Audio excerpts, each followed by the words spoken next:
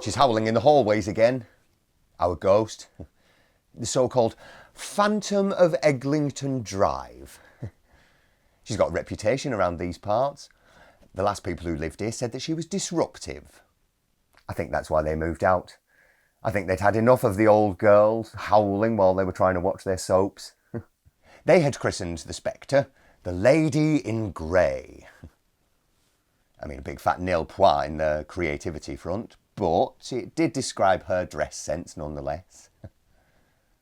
I didn't know her by any hackneyed moniker. I knew that her name was Phil. Or Phyllis Pickle, if you're being fastidious about this. But we just called her Gran. She did drop the pickle, her maiden name, briefly when she married Gramps. But he hid his pickle in a fitness instructor, so that was the end of that. I remember visiting her house as a nipper. It was a Sunday ritual after swimming, it was. She'd spoil us something rotten when we arrived. We'd come in as paupers, but we were treated like kings. Bottomless buffets of jam sponge fingers and dog-eared beezers on tap. It was heaven on earth, it were. Or a cul-de-sac in Leeds. You know, she loved this two-bed semi, did Gran. As we all did while she were here. But life has a funny way of imploding when it knows you've got too content. So one Sunday morning, we found her. Expired. Folded like a toddler's attempt at origami. Crumpled at the bottom of the stairs. She'd slipped off her stanner after disembarking. Fell arse over tit for 12 steps. We think it were an ill-fitting espadrille that did it. Quite a sad end, really, for an advocate of house shoes. But after her passing, the house was sold on to a family of 4. Strange, though, walking past on our way to school, seeing the strangers live there.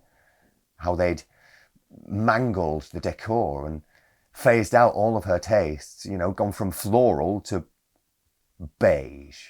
And odd it were that, you know, I'd see us, you know, through the glass, darkly. Snippets of happy times in this house that we will no longer have. And so time moved on, the children grew up, and the parents fucked off too. But I'd bided my time. I'd saved every penny and I'd bagged it for myself. I'd got the sense that they were desperate to leave. The racket that Gran was making was too much. I have a theory, though.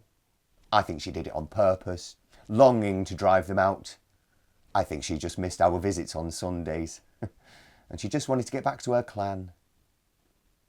So, now here I am, with Gran, as she wails away into the early hours of the night.